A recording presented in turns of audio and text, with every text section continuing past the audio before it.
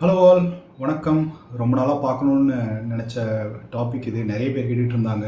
அது வந்து எப்படி என்னுடைய நீட்ஸ்க்கு நான் வந்து பிக் பண்ணுறது. இது ரொம்ப கஷ்டமான விஷயந்தான். ஏன்னா நிறைய பிளாட்ஃபார்ம்ஸ் இருக்குது. என்ன செய்கிறாங்கன்னா வந்து எடுத்துகிட்டு வந்து நம்ம முகத்திலே வந்து அடிக்கிறாங்க. இஷ்டத்துக்கு ஸ்டார் ரேட்டிங் போடுறது.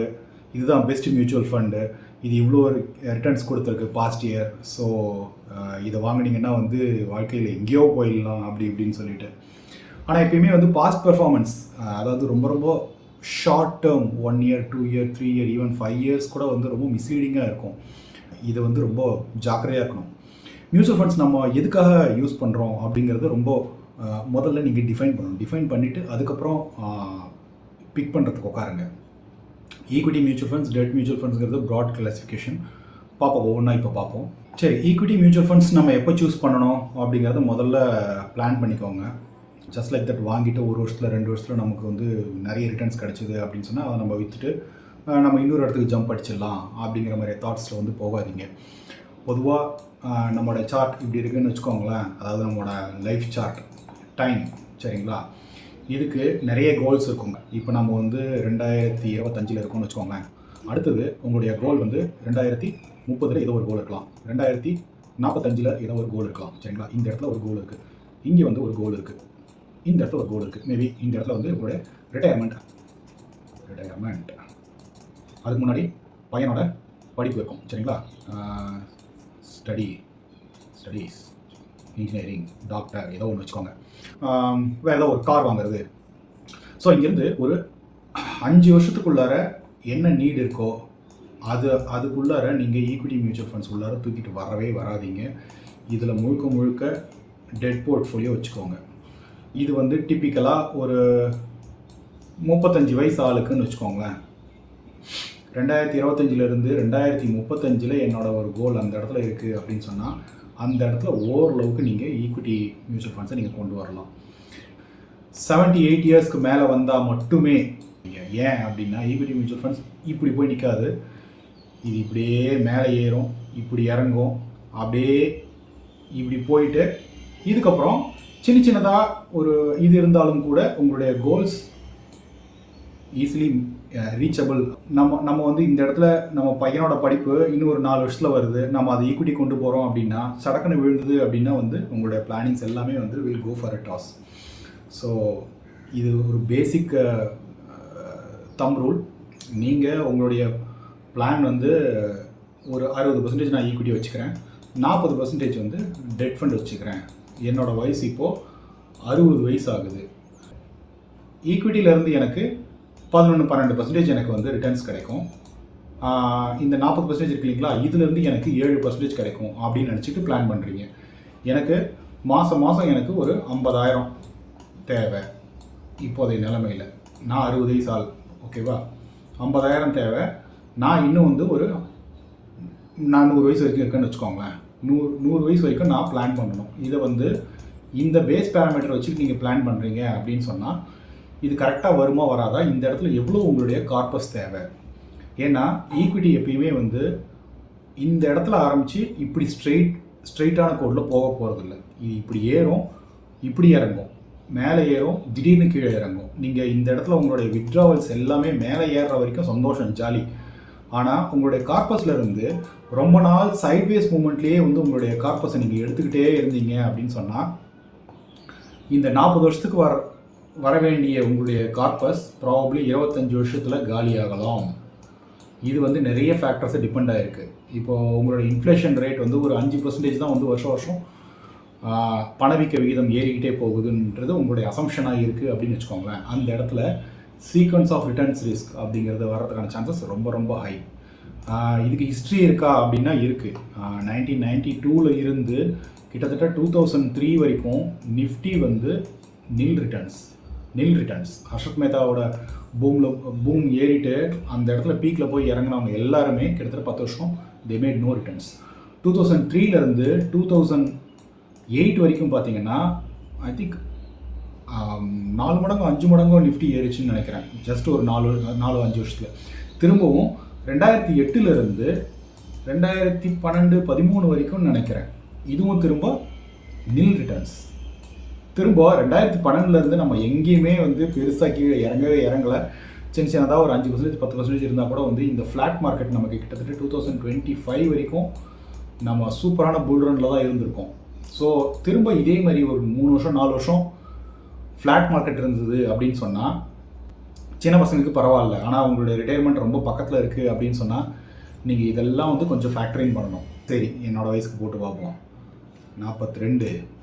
சரி, அதே தான் மாதம் என்கிட்ட ஒரு 50,000 எனக்கு செலவாகுதுன்னு வச்சுக்கோங்களேன். என்னோடய ரிட்டையர்மெண்ட் ஏஜ் 60 ஈக்விட்டியில் வைக்கிறேன். இப்போ 42, 60 வயசில் எனக்கு எவ்வளோ தேவை? 2.5 கோடி தேவை. அப்படி 2.5 கோடிங்கிறது வந்து நார்மலான கால்குலேஷன். ரிட்டையர்மெண்ட் காப்பஸ் இங்கேருந்து ஆரம்பித்து 90 வயசு வரைக்கும் டிப் அடிக்குது. ஓகேங்களா? என்னோடய மந்த்லி இன்கம் பார்த்தீங்கன்னா மாதம் நான் வித்ட்ரா பண்ணிக்கிட்டே இருக்கேன்.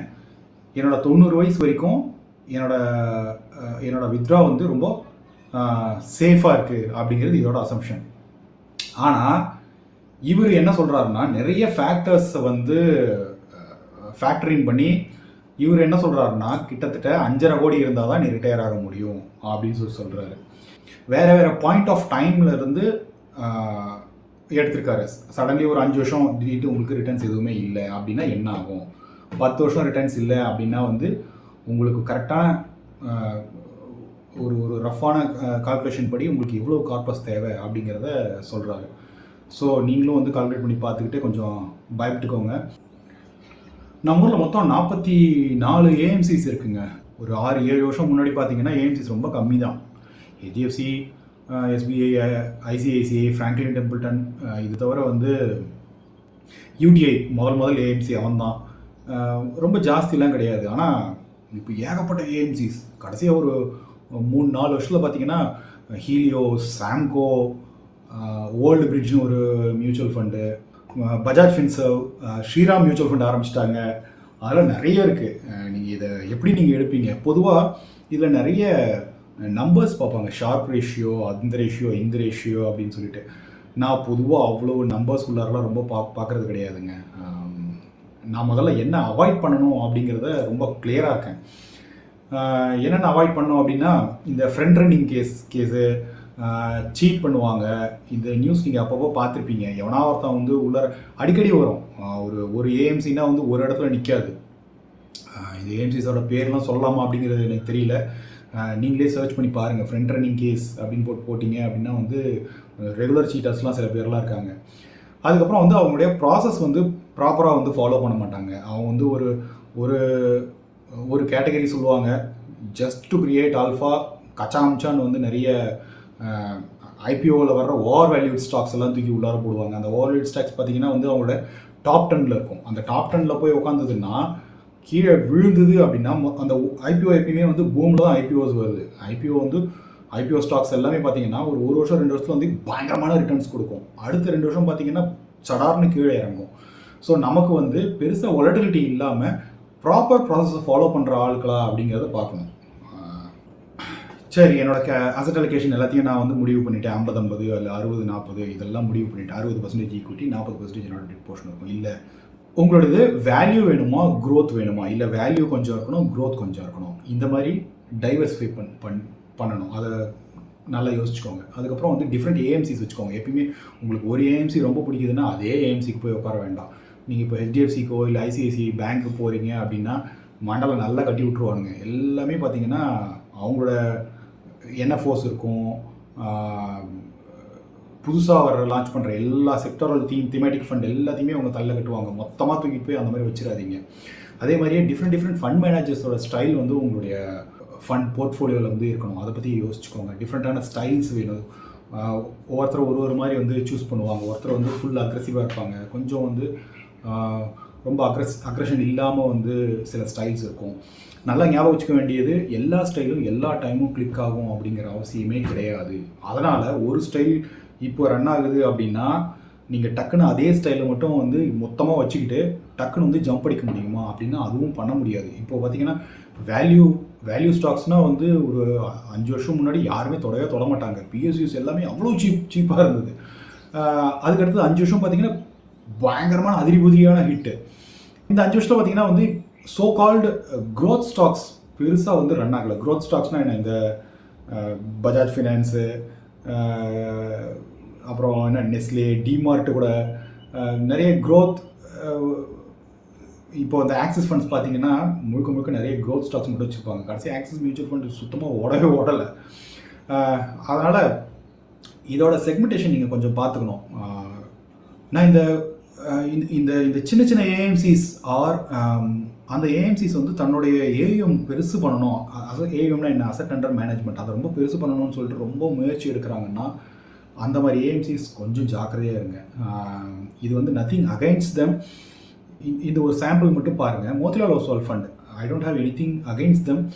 ஆனால் அவங்க சொல்கிறதுக்கும் செய்யறதுக்கும் கம்ப்ளீட்டாக வேறு. இதை பற்றி நான் ஒரு ஃபேஸ்புக் போஸ்ட் போட்டிருந்தேன். QGLP அப்படிங்கிறது அவங்களுடைய framework, quality, growth, longevity, price அப்படிங்கிற மாதிரி. ஆனால் அவங்க சொன்ன குவாலிட்டியும் லாஞ்சிவிட்டிலாம் வந்து நிஜமாவே இல்லை. Zomato top most holding Zomato, இது எவ்வளோன்னா கிட்டத்தட்ட 7% ஜொமேட்டோ. ட்ரெண்ட் 6.6. ஐ ஆம் நத்திங் அகைன்ஸ்ட் ட்ரெண்ட். ஆனால் அதோட வேல்யூவேஷன் பயங்கர ஹை வேல்யூவேஷன் மட்டும் மெட்ரிக் மட்டும் வச்சுக்கிட்டு நான் போகிற ஆள் கிடையாது. க்ரோத் இருக்குது அப்படின்னாலும் ஓகே. ஆனால் அது ரெண்டுத்துக்கான பேலன்ஸ் இருக்குது இல்லைங்களா. ட்ரெண்டில் அந்த மாதிரி இல்லை. ட்ரெண்ட் வந்து ரொம்ப நல்ல கம்பெனி. இந்த சார்ட்டு ஒரு ஃபியூ மந்த்ஸ்க்கு முன்னாடி எடுத்தது. அதேமாதிரி கல்யாண் ஜுவல்லர்ஸ் IPO ஹையஸ்ட் பாயிண்டில் வந்து எடுத்தாங்க. இந்த இடத்துல பாருங்கள், கெய்ன்ஸ் ரொம்ப ஹை 3% இருக்காங்க. இதெல்லாம் கூட ஓகே. 3% 2% அப்படிங்கிறது ஓகே. ஆனால் உங்களுக்கு இந்த டாப் 10 ஸ்டாக்ஸ் இருக்குது இல்லைங்களா, அந்த இடத்துல வந்து நான் எப்போயுமே அந்த 10 ஸ்டாக்கோ இல்லை 15 ஸ்டாக் ஓகேவா அப்படிங்கிறத பார்ப்பேன். மியூச்சுவல் ஃபண்ட்ஸ்லாம் நீங்கள் ஸ்டாக்ஸ் பார்க்கணுமா அப்படின்னா ஆப்வியஸ்லி கண்டிப்பாக பார்க்கணும். எஸ்பெஷலி கொஞ்சம் சின்ன ஏஎம்சிஸ் போகிறீங்க அப்படின்னு சொன்னால் கண்டிப்பாக பாருங்கள். இதே மாதிரி தான் குவாண்ட் மியூச்சுவல் ஃபண்ட்ஸும். ஏஎம்சி வந்து 2019 அவனுடைய ஏஎம் எவ்வளோ இருக்குது பாருங்கள், 166 கோடி தான். வெறும் 166 கோடி. மொத்த ஃபோலியோ எவ்வளோ, 20,000 ஃபோலியோ தான் இருந்திருக்கு. அங்கேருந்து 166 கோடி எங்கே இருக்குது பாருங்கள். வெறும் 166லேருந்து கிட்டத்தட்ட 1 lakh crores மேலே தாண்டி போயிட்டாங்க. இப்போ எவ்வளோ வருஷத்தில், வெறும் 5 வருஷத்தில் வந்து எவ்வளோ மடங்கான க்ரோத் மட்டும் இதை பாருங்கள். Very huge growth. ஏன் அப்படின்னு கேட்டால் இதில் சர்ச்சைக்குரிய அதானி ஸ்டாக்கை நிறைய வச்சுருந்தாங்க. அதானி வந்து ரொம்ப நல்லா பண்ணிச்சு. அதானியோட எல்லா ஸ்டாக்கும் வந்து மோசம் நான் சொல்ல மாட்டேன்.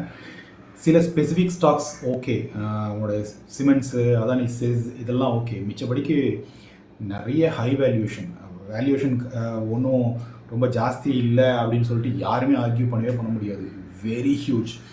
ஆனால் நல்ல விஷயமா அவங்க என்ன பண்ணாங்கன்னா, இந்த ஹிண்டன்பர்க் கேஸ் வரும்போதே எனக்கு தெரிஞ்சு அவங்க கொஞ்சம் அவங்களுடைய எக்ஸ்போஷர் கொஞ்சம் குறைச்சிட்டாங்க அப்படின்னு நினைக்கிறேன். ஸோ அதானி பெருசாக கீழே விழும்போது வந்து அவங்க பெருசாக அடிவாங்கல. இப்போது அதானி ஸ்டாக்ஸ் ரொம்ப ரொம்ப கம்மி அவங்களோட போர்ட்ஃபோலியோவில். ஆனாலும் இப்போ அவங்களோட ஏஎம் நல்லா பெருசு பண்ணிட்டாங்க இல்லைங்களா.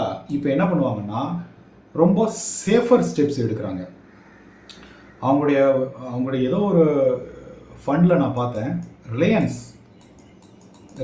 ஸ்மால் கேப் ஃபண்டில், அவங்களுடைய ஸ்மால் கேப் ஃபண்டில் ரிலையன்ஸோட பர்சன்டேஜ் எவ்வளோ தெரியுங்களா, 11%. ஸ்மால் கேப் ஃபண்டில் ஒரு லார்ஜ் கேப் ஸ்டாக்கை 11% வைக்கிறது.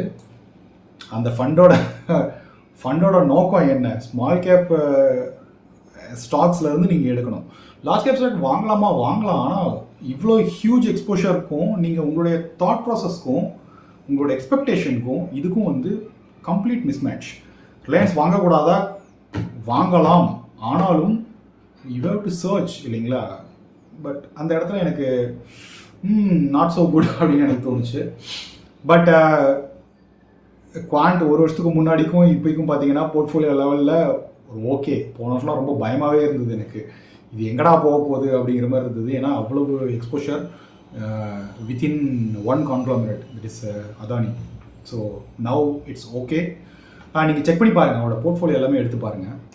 நான் கொஞ்சம் பழைய மியூச்சுவல் ஃபண்ட்ஸ் எல்லாமே எடுத்துப்போம். பழைய மியூச்சுவல் ஃபண்ட்ஸ்னால் என்ன, 15 to 20 வருஷம் இருந்ததுன்னா அதோட ஃபண்ட் மேனேஜர் யார், whether they are true to their, அவங்க சொல்கிறதும் அவங்க வாங்குகிற ஸ்டாக்கும் கரெக்டாக இருக்கா அப்படிங்கிறத நான் எப்பயுமே பார்ப்பேன். இப்போ இந்த HDFC ஃப்ளெக்ஸி கேப் ஃபண்டு பாருங்கள், 15 வருஷத்தில் பாருங்கள் 8 times, சரிங்களா. இப்போது 15க்கும் 20க்கும் பாருங்கள், 15 வருஷம் ஒருத்தன் ஹோல்ட் பண்ணியிருக்கான், ஒரு 5 வருஷத்துக்கு முன்னாடி ஒருத்தன் போய் வாங்கியிருக்கான்னா 28 மடங்கு, இவன் 8 மடங்கு தான் பண்ணியிருக்கான். ஸோ உங்களுடைய அந்த டியூரேஷன் டைம் இருக்கு இல்லைங்களா, இந்த 15க்கும் 20க்கும் என்ன வித்தியாசம் அப்படின்னு கேட்டால், அந்த 2003 to 2008 அந்த பூம் இருந்ததுல, அந்த பூமில் வந்து தே ஹவ் மேட் 28 டைம்ஸ். இப்போலேருந்து இதே 12-13% வந்து திரும்ப கிடைக்குமா அப்படின்னா எனக்கு தெரிஞ்சு டவுட்டு. 9-10%க்கு குறைஞ்சிருங்கிறது என்னோட எக்ஸ்பெக்டேஷன். ஏன் அப்படின்னா, நம்ம இதுக்கு முன்னாடியே பார்த்தோம் இல்லைங்களா, இன்ஃப்ளேஷன் ரொம்ப ஹையாக இருந்ததுன்னா அதுக்கேற்ற அளவுக்கு க்ரோத்தும் உங்களுக்கு இருக்கும். ஸோ இதுவும் அதுவும் வந்து எப்பயுமே பேலன்ஸ்டு. 11-12% வந்து எஃப்டி 90s கொடுத்துட்ருந்தாங்க அப்படின்னா 2005 to 2010 பார்த்தீங்கன்னா குறைஞ்சி போச்சு 9-10, அதுக்கப்புறம் 5-6, இப்போ தான் பார்த்தீங்கன்னா திரும்ப 7 அப்படின்னு இருக்குது. திரும்ப ரேட் கட் சைக்கிள் ஆரம்பிக்குது, திரும்ப கொஞ்சம் கொஞ்சமாக குறைஞ்சிரும். ஸோ உங்களுடைய எக்ஸ்பெக்டேஷன் 10 வருஷம் கழிச்சு இல்லை 15 வருஷம் கழிச்சு ரிட்டர்ன்ஸ் பார்க்காதீங்க, இன்ஃப்ளேஷனை எவ்வளோ தூரம் நீங்கள் பீட் பண்ணுறீங்க அப்படிங்கிறது தான் முக்கியம். So stay longer course of time. என்கிட்ட வந்து இன்வெஸ்ட்மெண்ட் ஹரைசன் வந்து ரொம்ப ஜாஸ்தி கிடையாது, இன்னும் ஒரு 6 வருஷம் 7 வருஷம் அப்படின்னு வச்சுக்கோங்களேன். ரொம்ப ரொம்ப கம்மியான ஈக்விட்டி எக்ஸ்போஷர் எடுத்துக்கிறது நல்லது. மேபி 10% 20% நீட்ஸை பொறுத்து தான். ஒரு மியூச்சுவல் ஃபண்டில் ஜென்ரலாக நான் என்னென்னலாம் பார்ப்பேன் அப்படின்னா, முதல் பாயிண்ட்டு இந்த கிம்பர்ஸ்லாம் நான் பார்க்க மாட்டேன். அவன் என்னென்னலாம் ஹோல்டிங் வச்சுருக்கான், டாப் 10 ஹோல்டிங்ஸ் என்ன அப்படிங்கிறத பார்ப்பேன். அவன் என்ன ப்ராசஸ் ஃபாலோ பண்ணுறான், என்ன மாதிரி வந்து அவன் வாங்குறான் விற்கிறான் அப்படிங்கிறத நான் மந்த்லி ஃபேக்ட் ஷீட் ஜென்ரலாக பார்ப்பேன். மார்க்கெட் சைக்கிள் பெர்ஃபார்மன்ஸ் வந்து ரொம்ப ரொம்ப முக்கியம். இப்போது ஒரு புல் மார்க்கெட்டில் அவனால் வந்து ஒரு 2 மடங்கு ஒரு 2 வருஷத்துக்குள்ளார கொடுக்குறான் அப்படின்னா, புல் மார்க்கெட்லேருந்து அது பேர் மார்க்கெட்டாக போகும்போது அந்த ரிட்டர்ன்ஸ் எல்லாமே அப்படியே வந்து கீழே இறங்கக்கூடாது. ஏன்னா ரொம்ப ஹை ஆகும்போது விற்கணும், அவன் கரெக்டாக விற்கிறானா அப்படிங்கிறது ரொம்ப ஜாக்கிரதையாக பார்க்கணும். இப்போது ஒரு பெரிய ஏஎம்சிக்கும் சின்ன ஏஎம்சிக்கும் இதுதான் வித்தியாசம். இப்போ ஒரு சின்ன ஏஎம்சின்னு வச்சுக்கோங்களேன், அவங்ககிட்ட மொத்தமாகவே வந்து ஒரு 100 crore தான் ஆரம்பிப்பான். ரொம்ப குட்டியான ஒரு இது இருக்கும், ஏஎம் வச்சுருப்பான். அவன் என்ன பண்ணுவான், நிறைய ஸ்மால் கேப் ஸ்டாக்ஸ் வாங்குவான். ஸ்மால் கேப் ஸ்டாக்ஸ் வாங்கிட்டு, இது வந்து டிப்பிக்கலாக நம்மளோட அண்ணன் குவாண்ட் மியூச்சுவல் ஃபண்டோட இதை நீங்கள் கதையை பாருங்கள். இது வந்து அக்ராஸ் ஆல் ஏஎம்சிஸ், இதில் குவாண்ட் மட்டும் சொல்லலை, புது ஏஎம்சிஸ் வந்து நிறைய வந்து ஜிகினா வேலை காட்டலாம். இது அவங்க என்ன பண்ணுவாங்கன்னா, மொத்தமாக குட்டி ஸ்டாக்ஸ் எடுத்து ஃபுல்லாக வந்து உள்ளார எடுத்து ரொப்பி வச்சுக்குவாங்க. செம ரிட்டர்ன்ஸ் கொடுக்கும். ஒரு 3 years 4 yearsல பார்த்தீங்கன்னா பயங்கரமான ரிட்டர்ன்ஸ் கொடுக்கும். அவங்களுக்கும் நல்ல எய்ம் நல்ல பெருசாயிரும். அதுக்கப்புறம் இப்போ இந்த ஸ்மால் கேப் ஸ்டாக் பார்த்தீங்கன்னா, நிறைய ஸ்மால் கேப் ஸ்டாக்ஸ் வச்சுருப்பாங்க பார்த்தீங்களா, எஸ்பெஷலி இந்த ஸ்மால் அண்ட் மிட் கேப்லலாம் பார்த்தீங்கன்னா, அவனோட எக்ஸ்போஷர் டாப் ஒரு 5-6 ஸ்மால் கேப் இருக்கு இல்லைங்களா, அது விற்கணும்னு நினச்சான்னா அவனால் விற்க முடியாது. ஏன் அப்படின்னா லிக்விடிட்டி அந்த இடத்துல இருக்காது. அதனால தான் இப்போ குவாண்ட் மியூச்சுவல் ஃபண்ட் என்ன பண்ணி வச்சுருக்கான்னா, ரிலையன்ஸ் வாங்கி வச்சுருக்கான். ஏதாவது ரிடம்ஷன் ப்ரெஷர் வருது, மார்க்கெட் கீழே இறங்குது அப்படின்னா, ரிலையன்ஸ்னால் வந்து ஓரளவு லிக்விடிட்டி இருக்கும். சின்ன சின்ன இதெல்லாம் வந்து அவங்களால விற்கவே முடியாது. ஏன்னா நீங்கள் விற்றீங்கன்னா யாராவது வாங்கணும்ல, கீழே இறங்குச்சுன்னா வந்து ஃபுல்லாக வைப் அவுட் ஆகிற வரைக்கும் அவன் பார்த்துக்கிட்டே இருக்க வேண்டியது தான். அதில் சின்ன ஏஎம்சிஸ் வந்து எடுக்கலாமான்னா எடுக்கலாம். சின்ன பர்சன்டேஜ் ஆஃப் யுவர் அலோகேஷன் மட்டும் எடுத்துக்கோங்க, ஃபுல்லாக எடுக்காதீங்க. ஏன்னா இந்த மார்க்கெட் சைக்கிள் வந்து சடக்குன்னு வந்து கீழே இறங்கும் பொழுது பெருசாக அடி வாங்குவீங்க. அதே மாதிரி தான் அசட் குவாலிட்டி என்ன மாதிரி வைக்கிறாங்க, ரிஸ்க் ரிவார்டு, எவ்வளோ ரிஸ்க்கு எவ்வளோ ரிவார்டு அப்படிங்கிறத நீங்கள் எப்பயுமே பார்க்கணும். ஏன்னா ஒரு ஹெச்யூஎல் மாதிரி ஒரு ஒரு ஒரு பெரிய ப்ளூ சிப்பில் 20% ரிட்டர்ன்ஸ் பண்ணுறதும், ஒரு கண்டாமுண்டா சின்ன ஸ்டாக்கில் நீங்கள் 20% பண்ணுறதும் ஈக்குவல் கிடையாது. நாய் வித்த காசு குலைக்குமான்னு கேட்டிங்கன்னா குலைக்கும். ஏன் அப்படின்னா ஹெச்யூஎல் 20% மேலே ஏறிச்சுன்னா ஐயோ பொத்துன்னு கீழே விழுமான்னு சொல்லிட்டு நீங்கள் பயப்பட வேண்டாம். ஆனால் சின்ன ஒரு ஸ்மால் கேப்போ இல்லை வந்து கண்டாமுண்டா ஒரு மிட் கேப் ஸ்டாக்லேயோ சட்டுன்னு 20% அடிக்குது, 50% அடிக்குது, அதோட பி ரேஷியோ கச்சாமச்சான்னு மேலே ஏறுது, வேல்யூவேஷன் ரொம்ப ஜாஸ்தியாகுது அப்படின்னு சொன்னால் கீழே இறங்குறதுக்கு சான்சஸ் இருக்குது. நமக்கு தூக்கம் வராது, இந்த பிரச்சனைலாம் இருக்குது. ஸோ ரிஸ்க் ரிவார்டு என்ன அப்படிங்கிறத எப்பயும் யோசிக்கணும். ட்ராக் ரெக்கார்டு என்ன, ட்ராக் ரெக்கார்டு அப்படின்னு சொன்னால் அந்த ஃபண்ட் மேனேஜரோட ட்ராக் ரெக்கார்டு நீங்கள் சொல்லலாம். அந்த ஏஎம்சிஸோட ட்ராக் ரெக்கார்டு என்னன்றதை நீங்கள் பார்க்கலாம். இப்போ பிரசாந்த் ஜெயின் மாதிரி ஒரு பெரிய ஆள் வந்து அவங்களுடைய ஃபண்ட்லேருந்து வெளில போகிறாரு. இப்போ 3 years முன்னாடி வெளில போனார். அவர் போனதுக்கப்புறமா யார் பார்த்துக்கிட்டாங்கன்னு பாருங்கள். ரோஷி ஜெயின், கோபால் அகர்வால், அப்புறம் சிராக் சட்டல்வாத், அவர் தான் வந்து இப்போது ஹெச்டிஎஃப்சியோடைய சிஇஓ. பெரிய டிஃப்ரென்ஸ் எதுவுமே கிடையாது. ஏஎம்சிஸ் அதே ஏஎம்சி ஹெச்டிஎஃப்சி அதே மாதிரி தான் இருக்குது, அதே ரிட்டர்ன்ஸ், அதே மாதிரி நல்ல குவாலிட்டி, யாருமே பெருசாக வந்து வெளில எடுக்கலை. ஸோ பெரிய பெரிய ஆளுங்க வந்து போனாலும் ப்ராசஸ் ஸ்டெப்ஸ் கிளியராக இருந்ததுன்னா தான் அந்த அந்த அந்த ரெக்கார்டு வந்து அதே மாதிரி இருக்கும். ஹெச்டிஎஃப்சி ஃப்ளெக்ஸி கேப் ஃபண்டு வாங்கினவங்க எல்லோரும் ரிடம்ஷன் பண்ணிட்டாங்களா அப்படின்னா பண்ணலை, அப்படியே தான் இருக்குது. அவங்களுடைய ஃப்ளாக்ஷிப் மியூச்சுவல் ஃபண்ட்ஸ் பார்த்தீங்கன்னா balanced advantage, HDFC balanced advantage fund, HDFC flexi gap, அதுக்கப்புறம் வந்து அவங்களுடைய மிட் கேப் ஆப்பர்ச்சுனிட்டிஸ் ஃபண்ட் எல்லாமே எடுத்து பாருங்கள். பெர்ஃபார்மன்ஸ் வந்து சடக்குன்னு வந்து எப்பயுமே வந்து டிராஸ்டிக்காக சேஞ்ச் ஆகாது. ஏன்னா ரிசர்ச் அனலிஸ்ட் இருப்பாங்க பார்த்தீங்களா, அந்த ரிசர்ச் அனலிஸ்ட் என்ன சொல்கிறாங்க, அது ரைட்டாக ராங்கா, எவ்வளோ ரிஸ்க் எடுக்கணும், இது எல்லாமே கிளியராக தேவோட டிஃபைன்டு. நான் ஓப்பனாக சொல்லிடுறேன், எனக்கு ரொம்ப பிடிச்ச ஏஎம்சிஸ் அப்படின்னு சொன்னால் வந்து ஐசிஐசிஐ, ஹெச்டிஎஃப்சி, ஃப்ராங்க்லின் டெம்பிள்டன், பராக் பாரிக். இது தவிர புதுசாக மார்க்கெட்டுக்குள்ளார வர யாருக்கும் அவுட் ஆஃப் திஸ் நான் எங்கேயுமே ரெக்கமெண்ட் பண்ண மாட்டேன். ஏன்னா இவங்களுடைய ரெக்கார்டு அந்த மாதிரி ஓரளவு டீசெண்டான ரிட்டர்ன்ஸ் கொடுக்கும். Accept sectoral funds, thematic funds எங்கேயும் பார்க்காதீங்க. எல்லாருமே கல்ப்ரிட்ஸ் தான். சங்கரன் ரீசெண்டாக சொன்னதை நீங்கள் பார்த்துக்கலாம். ஏன்னா அவங்களுடைய சேல்ஸில் வந்து ப்ரெஷர் பண்ணுறாங்க. இந்த இடத்துல எடுத்துகிட்டு போயிட்டு நீங்கள் செக்டரல் திமேட்டிக் ஃபண்டை போடுங்கன்னு சொல்கிறாங்க. ஆப்வியஸ்லி காசு உள்ளார நிறைய வரும், அதில் தான் காசு வரும் அவங்களுக்கு. அதனால் அது தவிர மிச்சப்படிக்கு அவங்களோட ஃப்ளாக்ஷிப் ஃபண்ட்ஸ் எப்பயுமே பாருங்கள், அதுக்குன்ட்டு ஒரு ஒரு ஒரு ஒரு லைன் இருக்கும், அந்த லைன்லேயே தான் அவங்க ட்ராவல் பண்ணுவாங்க. லாஸ்ட் தாங்க எக்ஸ்பென்ஸ் ரேஷியோ பற்றி நான் ரொம்ப யோசிக்க மாட்டேன். பட் எக்ஸ்பென்ஸ் ரேஷியோ 2% போட்டுட்டு பெர்ஃபார்மன்ஸு கேவலமாக எடுக்கிறான் அப்படின்னா நாட் ஒர்த் இட். கரெக்டுங்களா? சரி, சில டாப் மோஸ்ட் ஃபண்ட்ஸ் சிலது பார்ப்போம். இது எல்லாமே எனக்கு தெரிஞ்சு ஒரு 15-20 வருஷம் இருக்கிற மியூச்சுவல் ஃபண்ட்ஸ்னு நினைக்கிறேன். இது எல்லாமே எனக்கு ரொம்ப பிடிச்ச ஃபண்ட்ஸ். இதெல்லாம் ரெக்கமெண்டேஷன் கிடையாது. நீங்கள் தயவுசெய்து உள்ளார தேடி படிச்சிருங்க, இதோட ஹோல்டிங்ஸ் பாருங்கள், உங்களுக்கு பிடிச்சிருக்கான்னு பாருங்கள், அதுக்கப்புறம் உள்ளார இறங்குங்க. ICICI Prudential blue chip fund ரொம்ப வருஷமாக இருக்குது. இது எனக்கு தெரிஞ்சு 13-14% ரிட்டர்ன்ஸ் கொடுத்துருக்குன்னு நினைக்கிறேன் over long term. HDFC top 100 fund ரொம்ப ஃபேமஸுங்க. இது ஒரு 25 வருஷத்துக்கு முன்னாடியே 25 வருஷத்துக்கு முன்னாடியே வந்து ஃபண்டுன்னு நினைக்கிறேன்.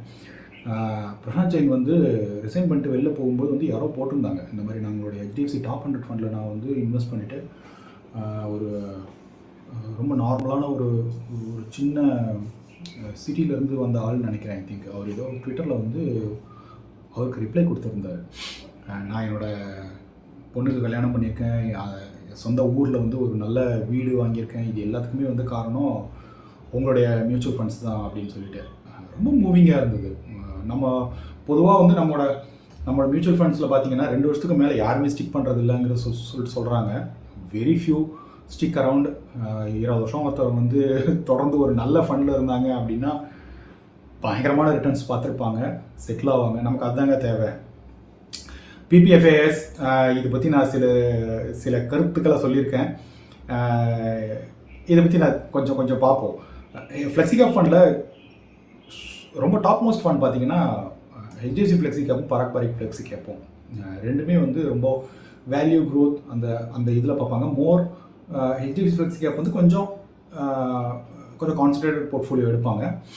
பராக் பாரிக் இது வந்து யூஎஸ் ஸ்டாக்ஸோட எக்ஸ்போஷர் இருக்குது, அதனால் இது கொஞ்சம் வாலட்டிலிட்டி லைட்டாக ஜாஸ்தியாக இருக்கும், நாட் டூ மச். ஏன்னா கேஷ் பொசிஷன்ஸ்க்கும் தைரியமாக வந்து வெளில வந்து நிற்கிறாங்க அவங்க. 20 வருஷம் இப்போ கேஷ் பொசிஷன் வச்சுருக்காங்க, அதனால் இது ஸ்லைட்லி வாலட்டிலிட்டி ஜாஸ்தி இருக்கும். ஹெச்டிஎஃப்சி ஃப்ளெக்ஸி கேப் வந்து ரொம்ப வாலட்டிலிட்டி இருக்காது. இது நாஸ்டாக்கால் கொஞ்சம் ஒரு சின்ன எக்ஸ்ட்ரா ஆல்ஃபா பொதுவாக கிடைக்கிது. நாஸ்டாக் கீழே விழுந்தது அப்படின்னா அவங்களுக்கு கீழே விழுவாங்க.